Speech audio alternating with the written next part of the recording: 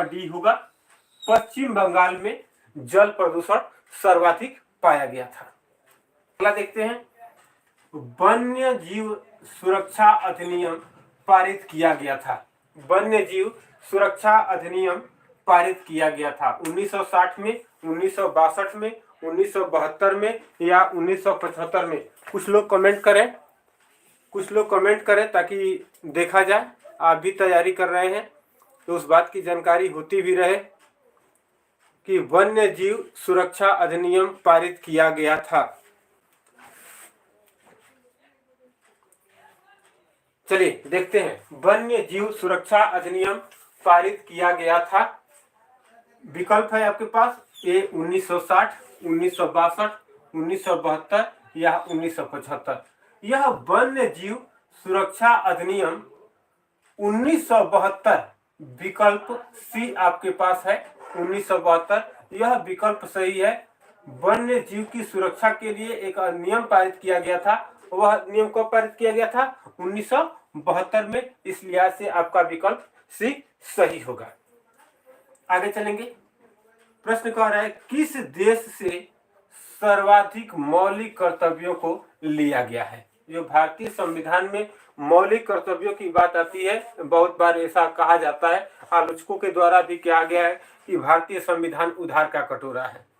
जब भारतीय संविधान लिखा जा रहा था तो तमाम देशों के संविधानों का अवलोकन किया गया और तत्पश्चात वहां से अपने देश की परिस्थिति के आधार पर वहां से जो भी नियम कायदे कानून बनाए गए थे, वहां की इन्वायरमेंट के हिसाब से बनाए गए थे, वहां की देश काल परिस्थिति के हिसाब से बनाया गया था।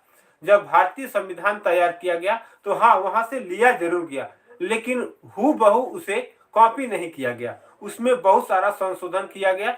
वैसा ही एक प्रश्न यहाँ पर आपसे पूछा जा रहा है, जो इन्वायरमेंट से संबंधित पेपर में कई मर्तबा पूछा गया है कि किस देश से सर्वाधिक मौलिक कर्तव्यों को लिया गया है? जर्मनी, यूक्रेन, यूएसए या यूएसएसआर से। या आपके पास 4 विकल्प दिए गए हैं। इसमें यूएसएसआर, यह डी विकल्प आपका सही है। यहीं से सबसे अधिक मौलिक कर्तव्यों को लिया गया है। ज्योग्राफी के भी विद्यार्थी आप लोगों में हैं, उस लिहाज से भी यह प्रश्न उनके लिए थोड़ा सा आसान हो सकता है।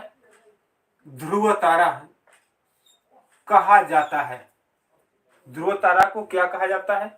उत्तरी तारे को ध्रुव तारा कहा जाता है, दक्षिणी तारे को ध्रुव तारा कहा जाता है, पूर्वी तारे को ध्रुव तारा कहा जाता है या पश्चिमी तारे को ध्रुव तारा के नाम से हम जानते हैं। यह आपके सामने विकल्प दिया गया है।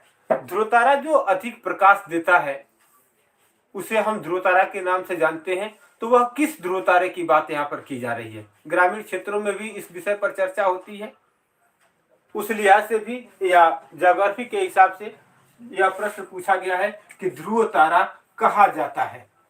कमेंट करें, कुछ लोग कमेंट करें और बताएं कि ध्रुव तारा किसको कहा जाता है। आपके सामने विकल्प मौजूद है, उत्तरी तारे को, दक्षिणी तारे को, पूर्वी तारे को या पश्चिमी तारे को। कोई कमेंट करे,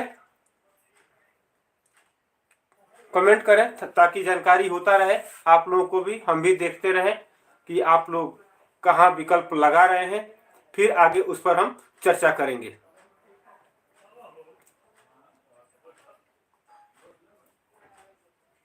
शेयर करते रहिए, जो लोग नए जुड़े हुए हैं वो लोग सब्सक्राइब भी कर देंगे ताकि अगला वीडियो आपको आसानी से मिल भी जाएगा।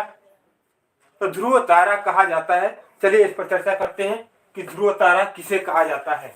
ध्रुव तारा उत्तरी दिशा में निकलने वाला एक तारा होता है, उसे ही हम ध्रुव तारा के नाम से जानते हैं।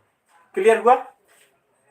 उत्तरी दिशा में जो एक तारा निकलता है उसे ही उत्तरीय तारे को के नाम से जानते हैं। ऐसा विकल्प में दिया जो गया है, उसे हम ध्रुव तारा के नाम से जानते हैं।